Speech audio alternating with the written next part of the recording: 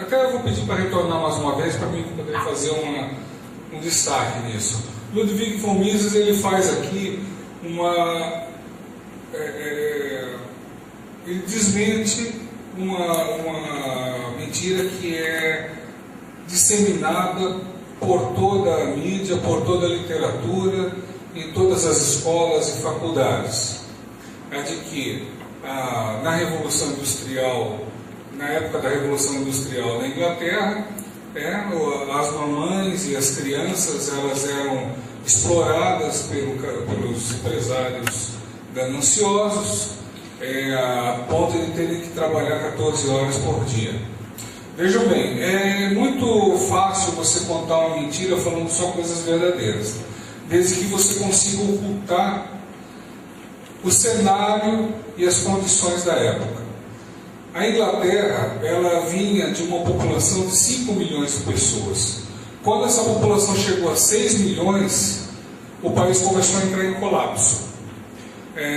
No governo monárquico daquele tempo já tinha alguns programas de benefícios para as pessoas mais pobres, naquele tempo, isso no século XVIII, 17 e 18. Mas a situação somente piorava, né? Eles viram que dar benefícios fazia o quê? Fazia as mães terem mais filhos e a situação já estava havendo uma crise de fome por toda a Inglaterra. Foi com o advento da Revolução Industrial, então, que essas pessoas que antes viviam, principalmente na área rural, puderam ter pela primeira vez na vida a oportunidade de comprar um sapato, colocar o filho na escola e até comprar comida importada, como por exemplo o café brasileiro, né? Então a situação era essa. Um plebeu inglês daquele tempo, ele vivia sob condições duríssimas, ele passava a vida inteira comendo repolho. Era a comida que tinha na Idade Média para eles comerem. Essas pessoas elas passavam com uma única peça de roupa por toda a vida. Não havia nenhum atendimento médico, nenhum, né? As pessoas viviam de curandeirismo. De repente começaram então a ter empregos com salários melhores e começaram a produzir coisas baratas. E olha só, hoje, né, se nós formos ver, uma pessoa relativamente pobre tem um padrão de vida melhor do que os reis e monarcas daqueles tempos, né? Mal e mal você tem na sua casa energia elétrica com as comodidades dos aparelhos elétricos, televisão, rádio, coisa que qualquer pessoa pode ter, né?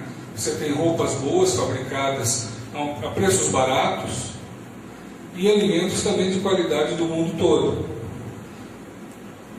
Então, vou dar para vocês aqui alguns conceitos básicos para a gente poder seguir adiante. Eu vou falar sobre o lucro, mas antes disso a gente quer falar sobre a ação. O que é a ação? A ação humana, segundo Ludwig von Mises, é um ato propositado visando transformar uma situação menos confortável em uma situação mais confortável, né? Então é um ato que visa ter o quê? Visa ter lucro, tá? Uma pessoa esticando a mão para pegar uma maçã no pé. Olha só, o esforço que ela está tendo está demonstrando o seguinte, que mesmo uma ação tão simples quanto essa tem um custo, né? E o que isso representa? O lucro é a própria maçã, né? Então quem pratica qualquer ação, e veja só, isso é um conceito categórico que é independente de ideologia, né? Mas mais adiante eu vou mostrar para vocês o seguinte, que quem faz uma ação, obviamente ela quer ter o benefício da sua atividade, né? Imagina, ninguém chega com um peixe e joga na água para colher uma isca, né? Isso não existe. Trocas também são uma qualidade de ação, né? Uma troca é uma relação de desigualdade. Sempre que alguém chega e troca alguma coisa, é porque valoriza a coisa do outro mais do que a sua própria. Quando duas pessoas efetuam uma troca, ambas esperam se beneficiar. Caso contrário, a troca não é efetuada. Então vejam só qual é o conceito assim, basilar de liberdade de ação, liberdade das pessoas. Né? Ou seja, quando uma pessoa não vê que uma determinada troca não é vantajosa para ela, ela simplesmente deixa de fazer.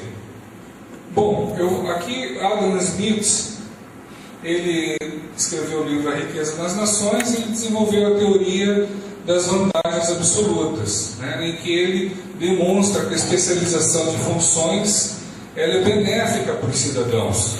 O de Ricardo depois descobriu o seguinte, que mesmo que um país produza tudo em maior quantidade, seja mais eficiente na produção de todos os bens do que um segundo país, mesmo assim pode haver benefício para ambos das trocas, desde que haja uma diferença de produtividade entre eles. Né?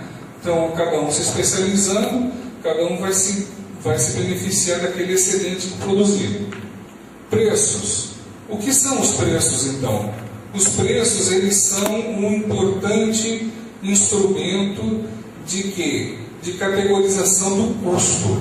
Tá? Quando uma pessoa vai na prateleira do supermercado, escolhe um produto, vamos dizer, uma marca de café entre tantas outras, ela está dando uma informação valiosíssima para a sociedade. Por quê? Porque quem ela comprou vai perceber, olha, ele comprou o meu produto ou não comprou o meu produto, a embalagem funcionou, a embalagem não funcionou, né? A propaganda funcionou, a propaganda não funcionou, os meios de transporte funcionaram, a comercialização, o preço foi adequado, tudo isso se dissemina por toda a sociedade. Então, eu quero colocar isso bem claro para vocês, porque existe uma alegação das pessoas que são adeptas do coletivismo de dizerem que a sociedade é anárquica e que é preciso que o Estado coloque a sua mão forte para que possa haver um planejamento da economia com vistas a economizar-se duplicações de esforços e desperdícios. Mas não é verdade isso. Na verdade é que aqui nós temos uma coisa que a gente fala, é o planejamento interativo. As pessoas entre si, cada uma fazendo seu planejamento particular, ajuda no planejamento global como um todo. Já a intervenção estatal, ela provoca um efeito contrário. Ela provoca uma distorção nessa cadeia de informações. Então, quando o governo chega e decreta uma política de preços mínimos ou de preços máximos, ele vai estar necessariamente criando demanda ou afastando a demanda. Né? E isso o que acontece? Provoca uma distorção do mercado e o mercado pode até continuar funcionando, mas ele já vai perder da sua eficiência. Ludwig von Mises, um dos grandes méritos que ele teve foi justamente esse. Ele previu isso antes de acontecer, né? Ele fez a previsão de que a União Soviética iria entrar em colapso justamente por falta de preços. Eu quero avisar aqui vocês o seguinte: existia um órgão da União Soviética que era responsável por fixar os preços. Havia uma tabela de mais de 1 milhão de preços. Todos esses preços, eles eram politicamente escolhidos. Né? Então eles diziam assim, o operário tem que ganhar cada um 1 quilo de farinha a 20 centavos de rublos. Né? Obviamente o salário era fictício e os preços também eram fictícios. Então, para demonstrar que o operário poderia comprar 1 quilo de farinha e todas as coisas que o governo permitia que poderiam acontecer, ele fixava os preços dessa maneira, de uma maneira política.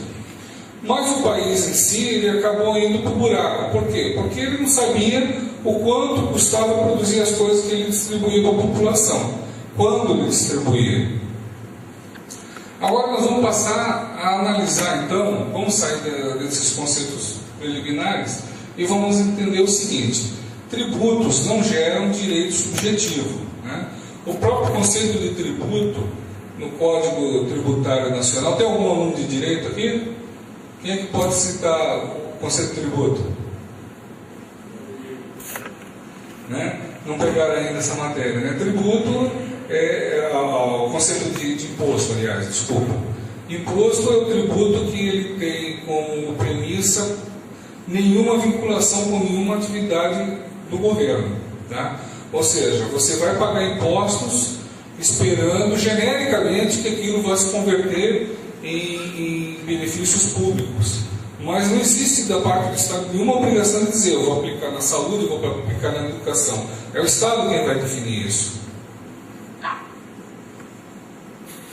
Orçamentos, né? O orçamento privado de um hospital, de uma clínica, do médico, ele é um orçamento direto. Ele tem que prestar o serviço em contraprestação que recebe em dinheiro. Já o orçamento público, ele é completamente diferente. Por quê? Justamente por causa dos tributos, dos impostos, né? Então o que acontece?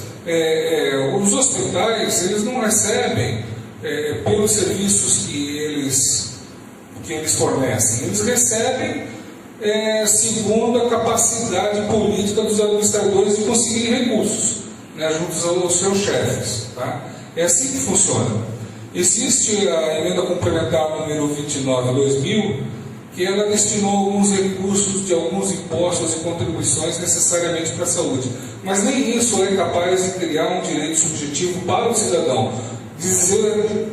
De entrar num estabelecimento público de saúde e dizer eu quero ser atendido porque eu estou pagando, né? Ou então de acionar a justiça, de acionar os seus direitos. Então, aqui eu estou falando o seguinte, nas instituições privadas, os estabelecimentos mais eficientes costumam ser premiados com a preferência do público consumidor, aumentando as suas receitas, ou seja, quem trabalha melhor, quem fornece os melhores serviços, obviamente é consagrado pelo mercado. Já no ambiente público, é totalmente o contrário que acontece. O que acontece? No ambiente público, quem vai receber mais verbas vai ser aquele administrador que disser assim, olha, minha unidade é mais pobrezinha, tem mais problemas, precisa aplicar mais dinheiro aqui. É ele que vai receber mais dinheiro, mais verbas. O administrador público que consegue ser mais eficiente, que consegue economizar recursos, né, que consegue ser mais enxuto, o que acontece? Ele acaba sendo punido por isso. Ele vai dizer, não, então você está funcionando direitinho, fique do jeito que está, te vira. E isso se reflete na própria promoção dos funcionários.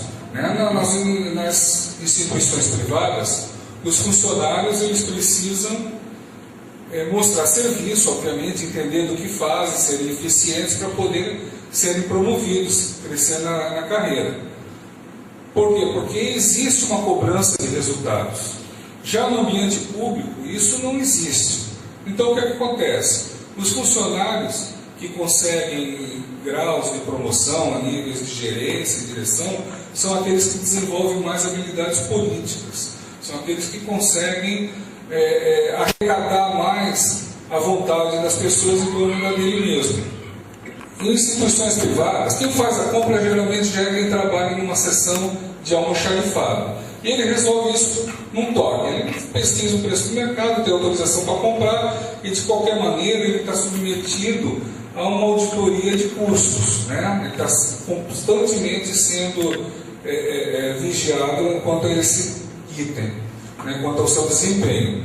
Já nas licitações públicas, um dos maiores problemas que existe é quanto à fiscalização do recebimento dos bens. Geralmente é feita da seguinte maneira: em qualquer órgão público eles destacam aquele outro servidor, geralmente não são os melhores servidores, são os piores, e destacam eles para, em regime assim, de desdobro do trabalho, eles vão ter que ir lá receber material. Né?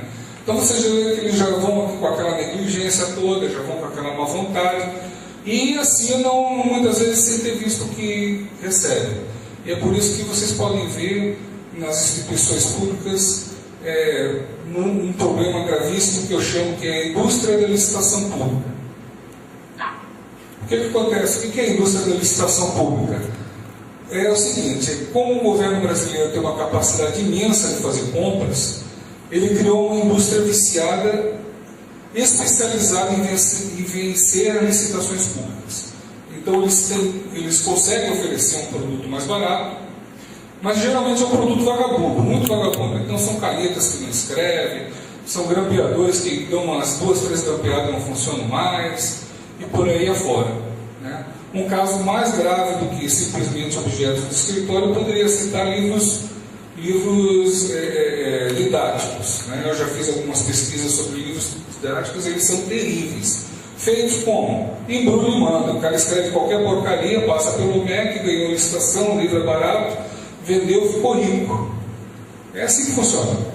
Eu já tinha falado para vocês da questão do orçamento. Agora vamos ver a questão da garantia do cidadão. Em uma sociedade livre, em uma sociedade capitalista, vamos dizer assim, quem não cumpre o seu contrato é acionado na justiça. E em países onde os contratos são bem respeitados, isso gera deveres de indenização muitas vezes vultosos. No Brasil, o que você vai fazer? O que a pessoa, o seu João da Silva, quando entrar na porta lá da Santa Casa e tiver a esposa dele negada de receber tratamento médico? Ele vai chorar, né? Ele vai chorar, e se ele tiver sorte de aparecer um liberal, de parar por lá, vai mostrar as mazelas dele, vai explorar a desgraça dele, e é isso que fica. Se eles comoverem o Ministério Público vai lá, faz uma ação contra o Estado, depois dizem que depois o governador, o prefeito diz que tudo vai melhora por um dia ou dois, e depois volta tudo a mesmo. Numa sociedade livre, você tem um plano de saúde, você tem o direito de escolher seu médico. Em alguns planos de saúde, mesmo médicos não conveniados podem ser contratados, né? O meu próprio plano de saúde é assim: se eu quiser escolher um médico fora do meu plano, eu posso escolher e depois eu sou ressarcido pelo valor que o plano de saúde paga por ele. Mas e no plano de saúde? Como é que fica isso, né? Você tem que ir para o posto de saúde do seu bairro, e se de repente você não se dá bem, porque olha só, veja só, o relacionamento de um médico com um paciente, isso é uma coisa que vocês devem ter bastante experiência com isso no futuro de vocês, é como um relacionamento de um padre com um ofertante, não é? É uma coisa bastante íntima, uma coisa que depende até de empatia. Mas o usuário do sistema público não tem direito a nada disso. Tem uma piada até que diz o seguinte, né, que chegou o paciente do sistema público de saúde para ser atendido pelo médico, o médico já estava vendo a receita. Então o usuário chegou e disse: mas calma, médico, eu nem comecei a falar ainda, você já está vendo a minha receita. E o médico disse: não, a tua está aqui, eu já estou pronta, essa aqui é do próximo que vai vir ainda. Conselhos de classe ligados à saúde, eu consegui pensar nesses aqui: Conselho Federal de Medicina, de Psicologia, de Enfermagem, Farmácia, Odontologia e Biomedicina. Se algum deles não tiver contemplado, eu peço desculpas, né? O que acontece? Esses órgãos, eles são entidades que até hoje nem sequer conseguiram receber um tratamento jurídico adequado. Por falta de uma categorização melhor, eles são considerados autarquias, embora juristas que discordem.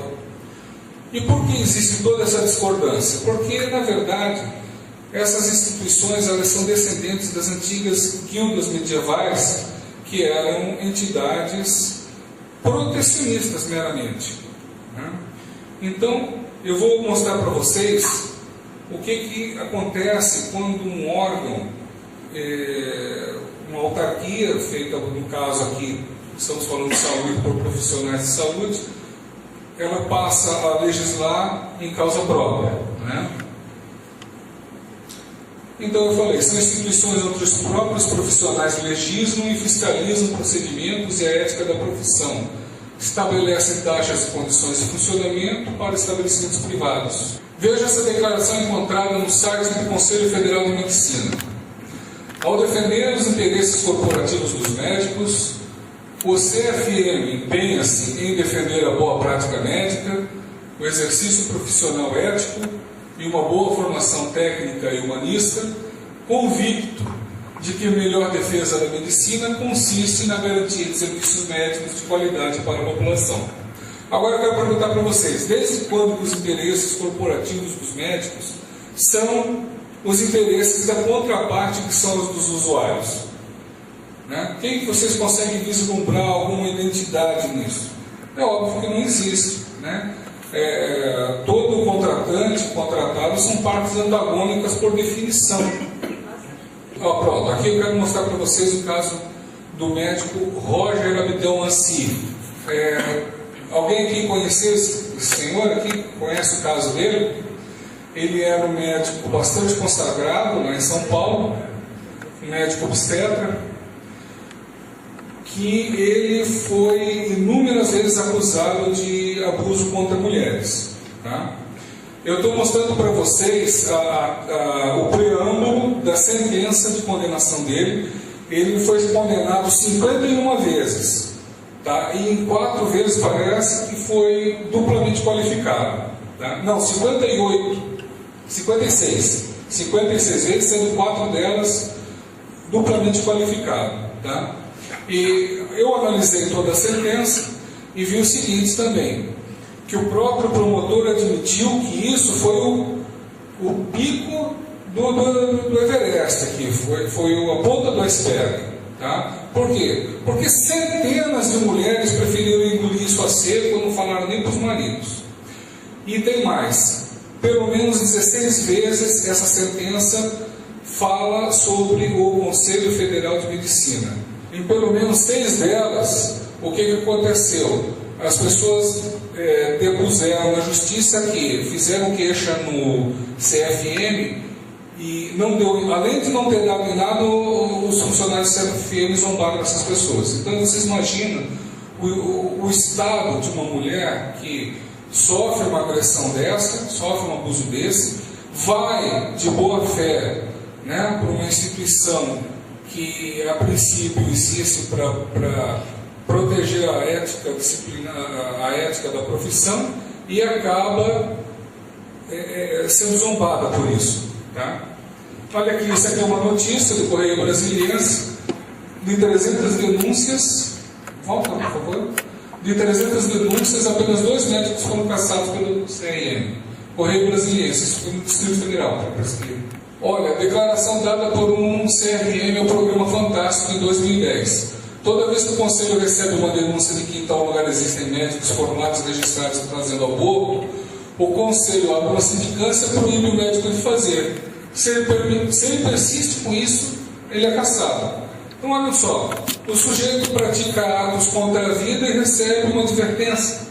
Que é um absurdo isso, minha gente. Esse programa aqui, ele mencionou o caso de um médico lá no Nordeste, se não me engano em Pernambuco, que ele fez mais de 500 abortos. Não, desculpa, ele fez abortos por mais de 50 anos. Agora nós estamos entrando num lado pior. Eu estou deixando as coisas cada vez piores agora para mostrar para vocês. O CFM, como uma autarquia, ele já está cometendo um ato de improbidade administrativa, para falar o mínimo. Né? O que ele faz? Ele já está usurpando os direitos políticos dos médicos associados. Tá? Então, ele confessa isso claramente. Olha só como isso aqui está no site do CFM. Né? Ele diz o seguinte, que hoje as atribuições e o alcance das ações desse órgão estão mais amplas, extrapolando a aplicação do Código de Ética Médica e normatização da prática profissional. Atualmente, o Conselho Federal exerce um papel político muito importante na sociedade. Olha, eu queria saber o seguinte, quem é que dos médicos deu alguma procuração para ele falar em termos políticos? Né? Então, ele está fazendo um papel de partido político. Ele está usurpando o direito político das pessoas. Vocês vão ver como isso vai ser mais grave. Olha só agora o ativismo político do CFM. Né? Quem está lá dirigindo o CFM agora, fizeram uma recente declaração, não sei se vocês têm conhecimento disso, né? De que eles apoiam o aborto livre até a 12ª semana de gestação.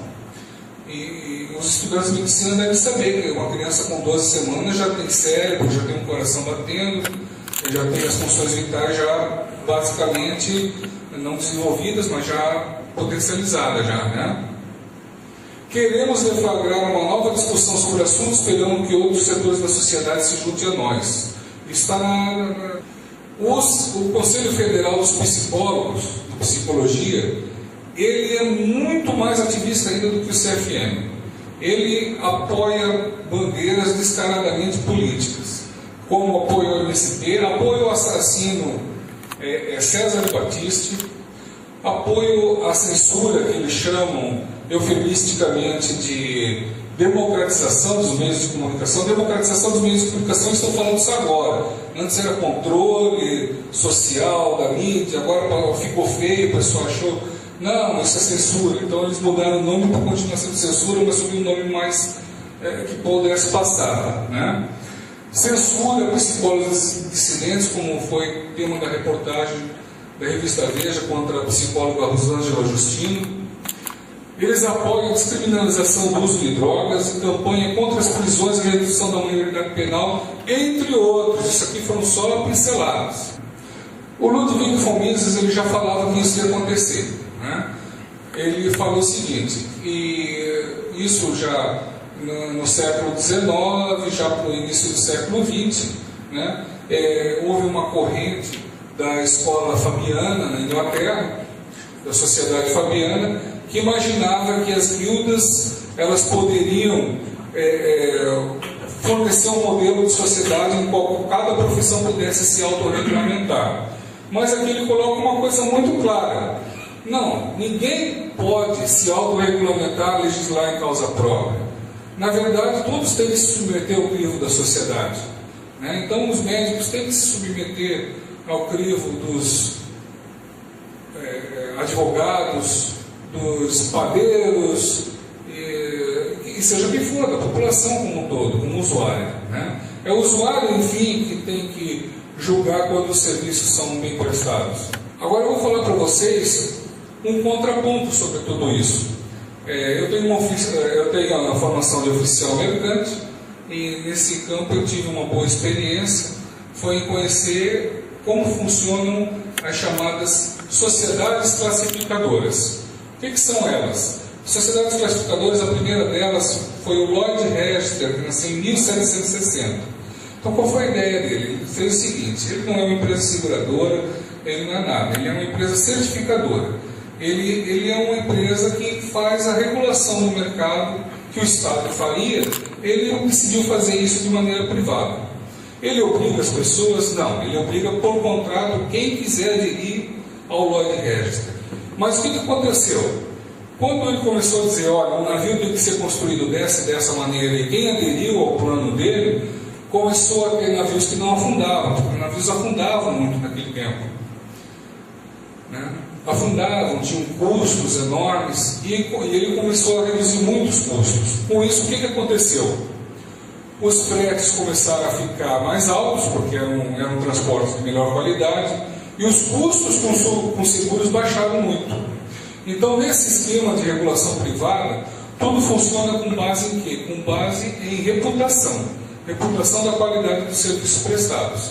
Então, se você é um armador é um empresário que lida com transporte de carga marítima. Se você é um armador e você tem o seu navio registrado pelo Lloyd Register, você vai ter garantias de que você vai poder entrar nos principais portos americanos, europeus e asiáticos. Você vai ter a garantia de que os importadores e exportadores vão escolher o teu produto em primeiro lugar. E tem os custos com seguros e com exigências governamentais aí afora vão ser reduzidos. Então vamos voltar aqui para o conselho de classes. Qual é a minha ideia? A minha ideia é a seguinte: vamos extinguir os conselhos de classes? Não necessariamente. A minha crítica quanto a eles é quanto ao fato de eles serem uma autarquia monopolística.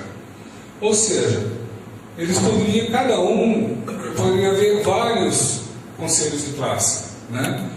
Assim como a OAB também é uma forma de conselho de classe, embora ela tenha outra denominação, poderia haver várias associações de advogados, que, aliás, no início era o Instituto dos Advogados no Brasil, era uma instituição privada, depois é que ela veio a se tornar autárquica.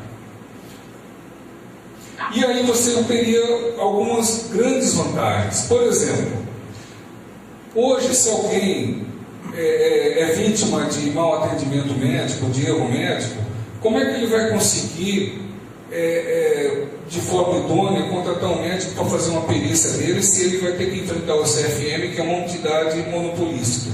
É claro que isso não vai acontecer. Já aí, nessa situação, uma situação onde possam haver vários desses conceitos, cada um com a sua filosofia, então o que pode acontecer? Eles vão rivalizar-se entre si, vão competir entre si, e aí a população vai poder gozar de uma melhor garantia.